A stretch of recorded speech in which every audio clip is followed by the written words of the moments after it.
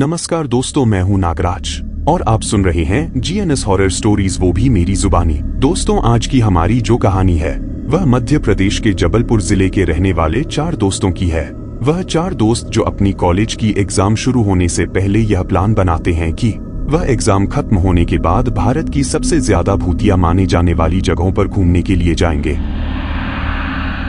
और जब वह घूमने जाएंगे तो इस चीज को देखेंगे कि लोग उन जगहों के बारे में जैसा कहते हैं, क्या सच में वहां पर वैसा कुछ है या फिर वह सब अफवाहें ही है।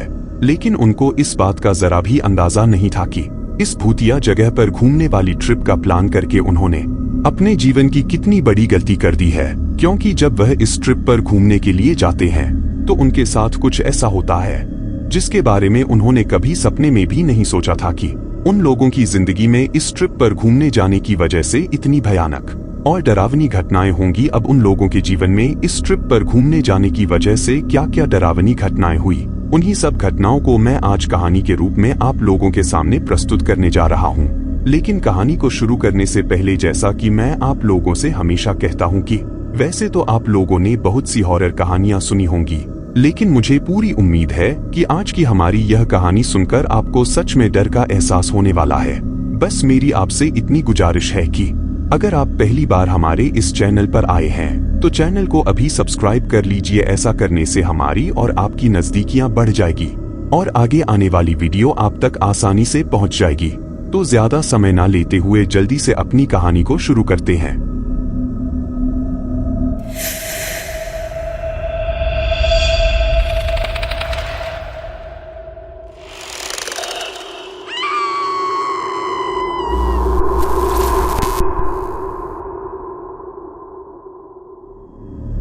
दोस्तों, आज की हमारी जो 4 दोस्तों की कहानी है उन्हीं में से एक दोस्त का नाम नीरज है। तो चलिए अब यह कहानी नीरज के पॉइंट ऑफ व्यू से सुनते हैं। लेकिन हम यह कहानी बाकी के 3 दोस्तों के बजाय सिर्फ नीरज के पॉइंट ऑफ व्यू से ही क्यों सुन रहे हैं, इसके बारे में आपको कहानी के अंत तक पता चल जाएगा। लेकिन इसके लिए आपको कहानी के अंत तक हमारे साथ बने रहना पड़ेगा। दोस्तों, मेरा नाम नीरज है और मैं मध्य प्रदेश के जबलपुर शहर का रहने वाला हूँ। दरअसल यह बात उन दिनों की है जब मैं कॉलेज की पढ़ाई कर रहा था और उन दिनों हमारे कॉलेज की एग्जाम शुरू ही होने वाली थी। तभी मेरे दोस्तों ने प्लान बनाया कि हम लोग एग्जाम के खत्म होने के बाद कहीं पर घूमने चलेंगे। लेकिन सभी लोगों ने सोचा कि इस बार कुछ ऐसी जगह पर घूमने के लिए जाया जाए जहां पर अमूमन सभी लोग नहीं जाते हैं। तभी मेरे एक दोस्त ने हमें सुझाव दिया कि हमें इंडिया की सबसे ज्यादा भूतिया जगहों पर घूमने के लिए जाना चाहिए। और उसकी यह बात हम सभी लोगों को ठीक भी लगती है, जिसके बाद हम सभी लोगों ने तय किया कि हम लोग कॉलेज की एग्जाम खत्म होने के बाद इन जगहों पर घूमने के लिए जाएंगे। दरअसल कॉलेज में हम 4 लोगों का ग्रुप था, यानी कि हम 4 दोस्त हमेशा ही साथ रहते थे और हम चारों लड़के ही थे। हमारे ग्रुप में कोई भी लड़की नहीं थी। अब हम लोगों ने यह तो तय कर लिया था कि हम लोग भारत की सबसे ज्यादा भूतिया जगह कहीं जाने वाली लोकेशंस पर घूमने के लिए जाएंगे। लेकिन अभी तक हम लोगों ने यह तय नहीं किया था कि हम लोग कौन कौन सी जगह पर घूमने के लिए जाएंगे। और जब हमारी एग्जाम चल रही थी तो उस दौरान हम सभी लोग जब अपने अपने घरों पर होते थे तो अक्सर रात के वक्त हम सभी वीडियो कॉल पर एक दूसरे से बातें किया करते थे। एक दिन ऐसे ही हम सभी चारों दोस्त ग्रुप में वीडियो कॉल कर रहे थे। तभी हमारे बीच में यह डिस्कशन चल रहा था कि आखिर हम कौन से स्टेट में घूमने जाएं। तभी हम लोगों ने तय किया कि हम लोग एक ऐसे स्टेट में घूमने के लिए जाएंगे जिसमें बहुत सी जगह हंटेड हो, यानी कि जिस राज्य में बहुत सी जगहों को भूतिया कहा जाता है। तभी हमारे में से एक दोस्त जिसका नाम शेखर था, उसने हमको कहा कि हमें पश्चिम बंगाल में घूमने के लिए चलना चाहिए, क्योंकि मैं वहां की बहुत सी भूतिया जगहों के बारे में जानता हूँ। दरअसल शेखर मूल रूप से पश्चिम बंगाल का ही रहने वाला था और वह यहाँ पर अपनी बुआ के पास रहकर अपनी पढ़ाई कर रहा था। उसकी बात सुनने के बाद हम सभी लोगों को उसके सुझाव से कोई दिक्कत नहीं थी और उसके सुझाव पर सभी लोगों ने सहमति भी जता दी थी।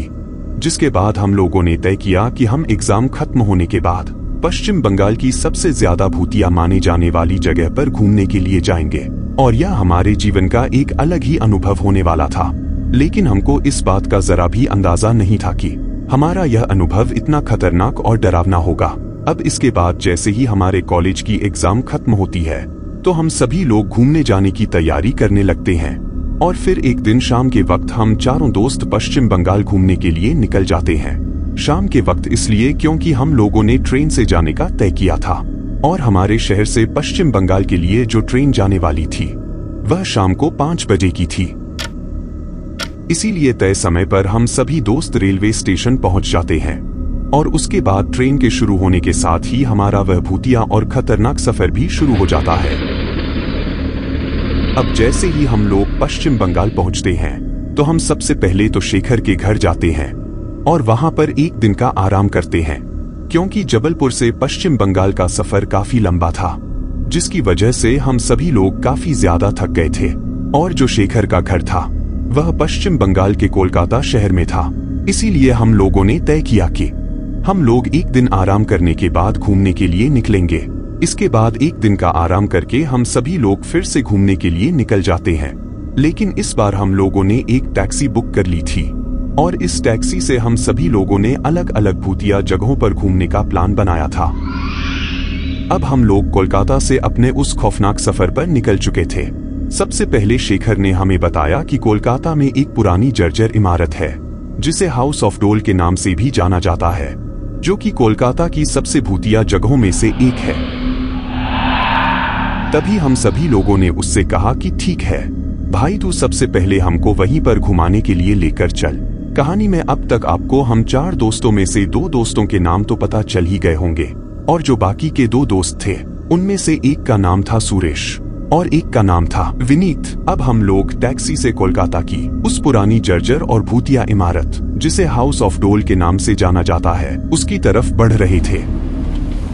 लेकिन जैसे ही हम उस इमारत के पास पहुंचने ही वाले थे, उससे लगभग थोड़ी ही दूर पहले मुझे पता नहीं अचानक से क्या होता है और मुझे बहुत तेज उल्टियां होने लगती हैं। इसके बाद मेरी तबीयत इतनी ज्यादा बिगड़ जाती है कि अब मैं कहीं पर भी घूमने की हालत में नहीं था। तभी मेरे दोस्तों ने मुझसे कहा कि हम लोग कुछ दवाइयां लेकर आए हैं, तू उन्हें ले ले, शायद थोड़ी ही देर में तेरी तबीयत ठीक हो जाएगी। लेकिन तभी टैक्सी ड्राइवर ने हमको बताया कि वह जो इमारत है उससे 2 किलोमीटर पहले तक ही टैक्सी के जाने का रास्ता है, उससे आगे 2 किलोमीटर तक हम लोगों को पैदल ही चलना था। लेकिन उस वक्त मैं इस स्थिति में बिल्कुल भी नहीं था कि इतनी दूर पैदल चल पाऊं। तभी मैंने उन लोगों से कहा कि मैं इतनी दूर पैदल नहीं चल सकता और इसीलिए मैं घूमने नहीं जाऊंगा, तुम लोग ऐसा करो कि घूम कर आ जाओ, तब तक मैं पीछे किसी होटल में रुककर थोड़ा आराम कर लेता हूँ। लेकिन वह लोग मुझसे कहने लगते हैं कि तेरे बिना हम लोग घूमने नहीं जाएंगे। पर मैंने किसी तरह उन तीनों को समझाकर घूमने के लिए भेज दिया और अब मैं और टैक्सी ड्राइवर वापस उस इमारत से पीछे की तरफ लौट आए थे और मैंने टैक्सी ड्राइवर से कह दिया था कि अगर रास्ते में कहीं पर भी कोई होटल नजर आता है तो वहां पर रोक देना, क्योंकि मुझे थोड़ी देर रेस्ट करना है। तभी कुछ ही देर बाद रास्ते पर हमें एक होटल दिखाई देता है और टैक्सी ड्राइवर मुझसे कहता है कि साहब आप यहाँ पर रुककर आराम कर लीजिए। उसके बाद मैं उस होटल में एक कमरा लेता हूँ और कमरे में जाकर आराम से सो जाता हूँ, क्योंकि हम लोगों ने तय किया था कि शाम के 6 बजने से पहले पहले उन तीनों को उस जर्जर इमारत से बाहर आ जाना है और टैक्सी ड्राइवर को फोन कर देना है, जिसके बाद वह जाकर उन्हें वहां से ले आएगा। अभी मैं होटल के कमरे में आराम से सो ही रहा था कि तभी अचानक मेरे फोन की घंटी बजती है और जब मैंने आंख खोलकर फोन की तरफ देखा तो मेरे दोस्त शेखर का फोन आ रहा था। तभी मैंने उसका फोन उठाया और उससे कहा कि क्या हुआ, तुम लोग इतनी जल्दी घूम भी लिए क्या? मैंने तुमसे कहा था कि शाम तक आराम से घूम लेना, मेरे बिना मन नहीं लग रहा क्या तुम लोगों का? अभी मैं फोन पर उसे इतना बोला ही था कि तभी अचानक सामने से शेखर की बहुत ही ज्यादा हड़बड़ाती हुई आवाज आती है और वह मुझसे पूछता है कि भाई तू यहाँ से कितनी दूर रुका है? तो मैं उससे कहता हूँ कि यही कोई 8-9 किलोमीटर दूर मुझे एक होटल मिल गया था, वहीं पर मैं रुका हुआ हूँ। तो वे मुझसे बड़ी ही घबराई आवाज में कहता है कि भाई तू जिस भी स्थिति में है और जहाँ पर भी है फटाफट यहाँ आ, यहाँ मुझे कुछ भी ठीक नहीं लग रहा है। तभी मैं उससे पूछता हूँ कि क्यों, क्या हुआ, तू इतना परेशान क्यों है?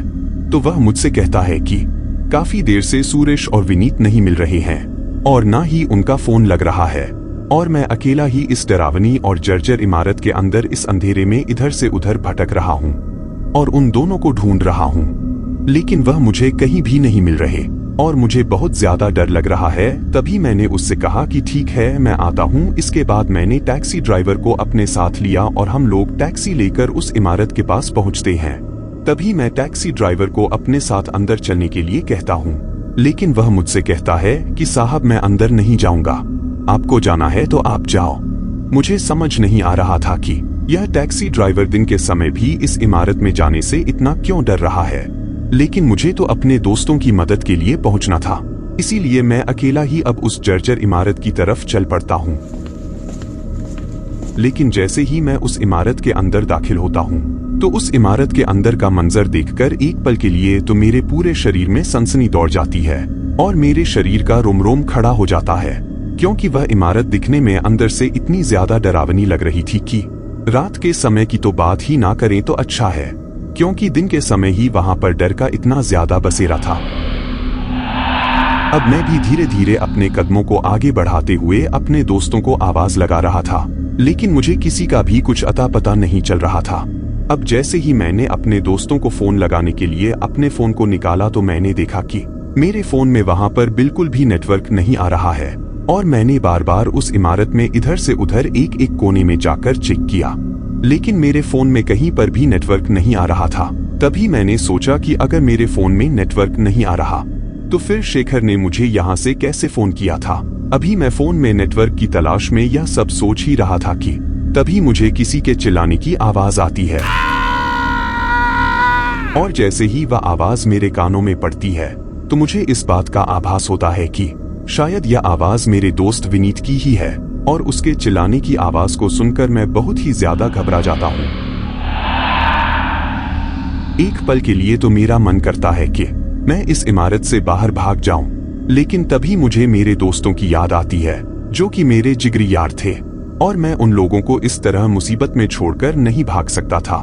इसके बाद मैं दौड़कर उस तरफ जाता हूँ जिस तरफ से मुझे विनीत के चिल्लाने की आवाज आई थी। जब मैं उस तरफ जाता हूँ तो मुझे वहां पर कुछ भी दिखाई नहीं देता है, लेकिन जैसे ही मेरी नजरें फर्श की तरफ जाती हैं तो उस फर्श को देखकर मुझे ऐसा लगता है कि जैसे यहाँ से किसी को घसीटा गया हो, क्योंकि उस फर्श पर बहुत ही ज्यादा कचरा और धूल जमी हुई थी और इस धूल के बीच उस फर्श पर किसी को घसीटने के निशान थे।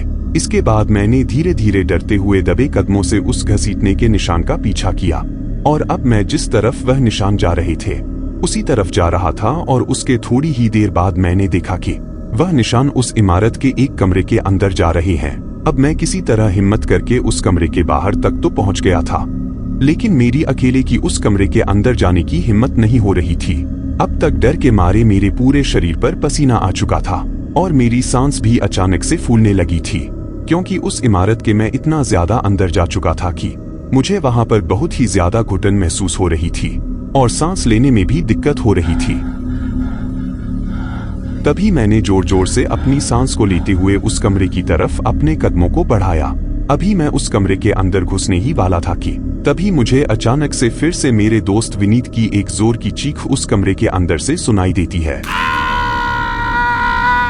और उसकी चीख को सुनकर मैं बहुत ही ज्यादा डर जाता हूँ। अब जैसे ही मैं उस कमरे के अंदर जाता हूँ तो मैं देखता हूँ कि मेरा दोस्त विनीत उस कमरे में एक टेबल के ऊपर पड़ा हुआ है और उसके साथ वहां पर जो कुछ भी हो रहा था उसे देखकर मेरी तो आंखें फटी की फटी ही रह गई और मैं बहुत ही ज्यादा कांपने लगा था।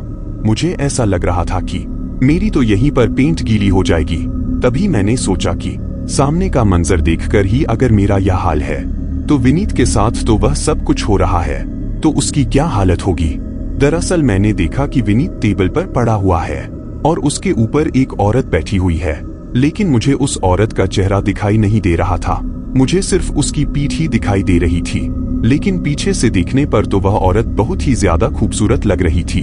और जैसे ही मेरे कमरे के अंदर आने की आहट उस औरत को सुनाई देती है तो वह अचानक से मेरी तरफ पलट कर देखती है और जैसे ही उसने मेरी तरफ पलट कर देखा तो मुझे ऐसा लगा कि शायद एक पल में मेरी यहीं पर मौत हो जाएगी, क्योंकि उस औरत ने जैसे ही मेरी तरफ देखा तो मेरे डर का स्तर इतना ज्यादा बढ़ गया था कि मैं आपको शब्दों में बयां भी नहीं कर सकता।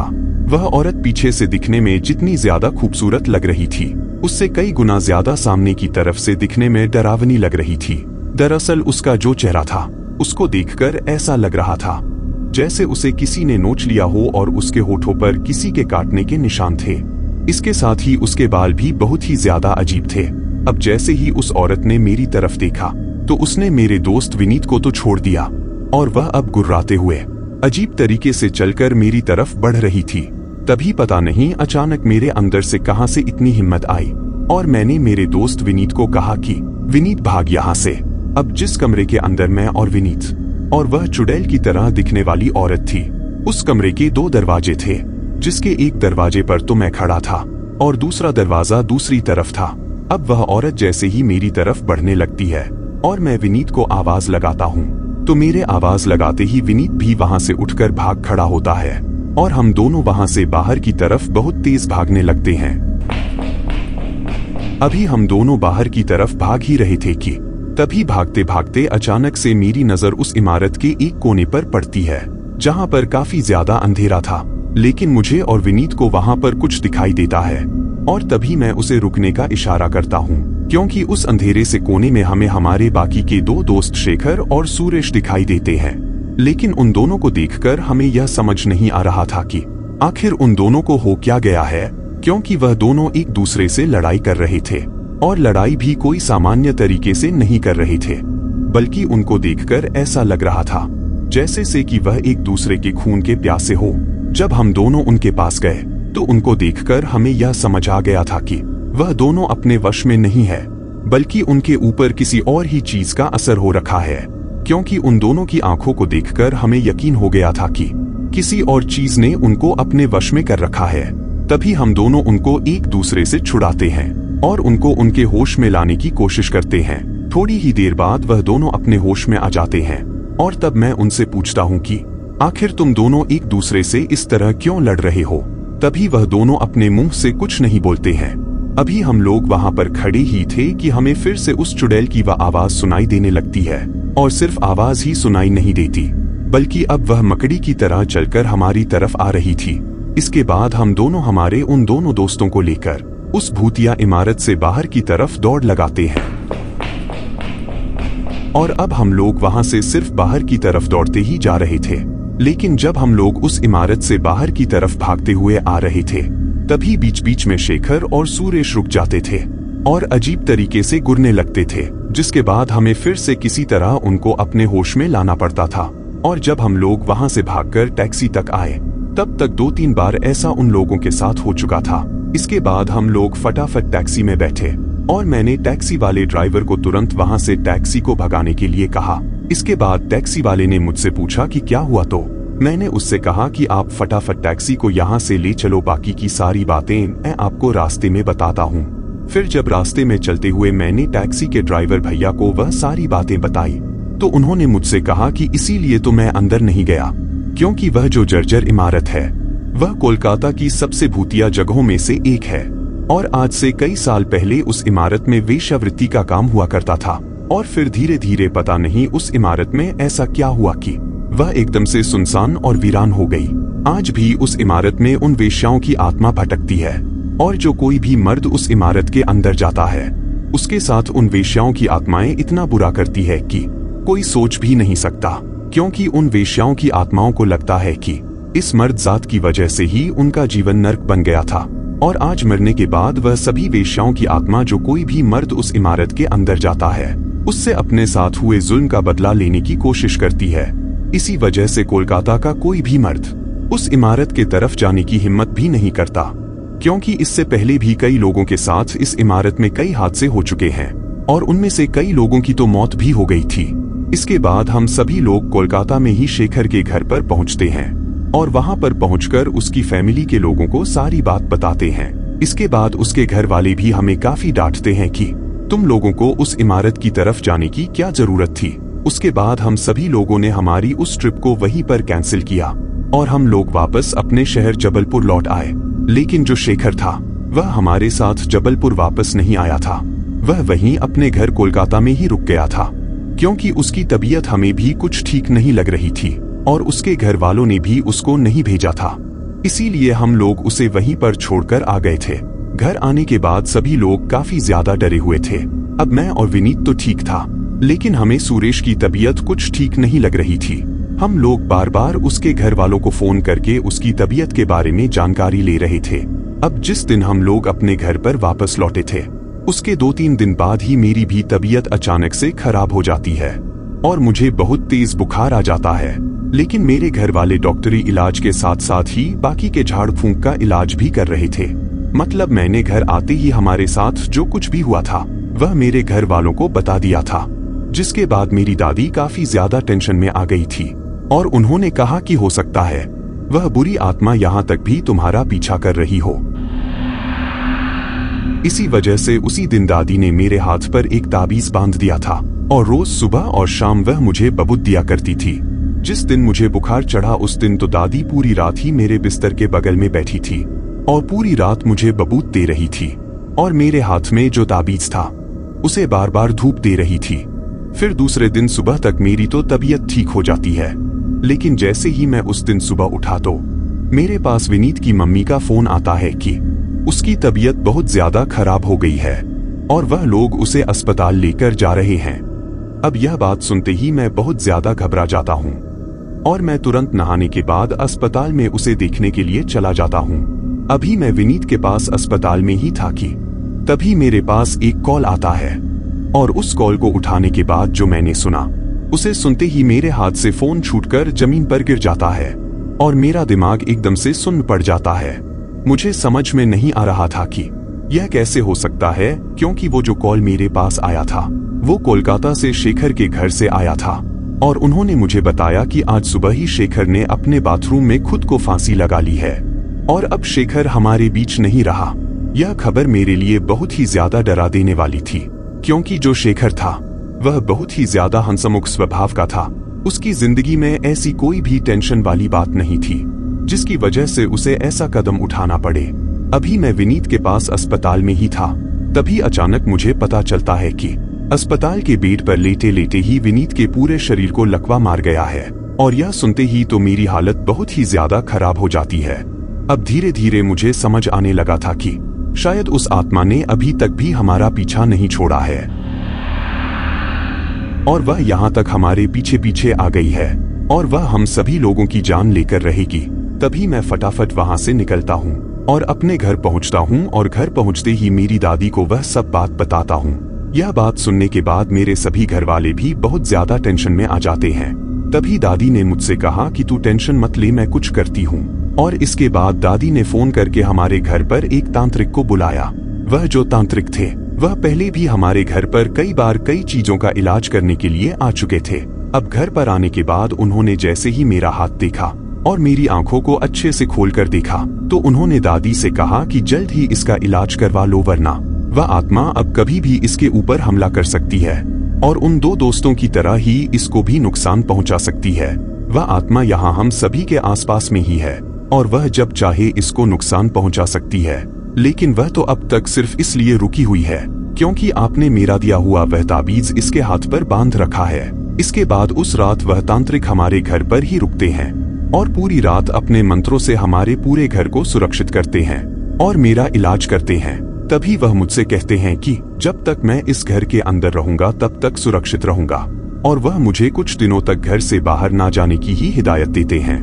अभी उससे अगले दिन का सूरज उगा ही था कि तभी एक बार फिर से मेरे फोन पर एक कॉल आती है और उस कॉल पर फिर से मुझे एक बहुत बुरी सूचना प्राप्त होती है और उसको सुनने के बाद मैं डर के मारे कांपने लगता हूँ, क्योंकि मुझे ऐसा लगता है कि शायद अब अगला नंबर मेरा ही है, क्योंकि वह कॉल सुरेश के घर से आया था और उसके घर वालों ने मुझे बताया कि कल शाम को ही सुमित अपने घर का कुछ सामान लेने के लिए मार्केट गया था।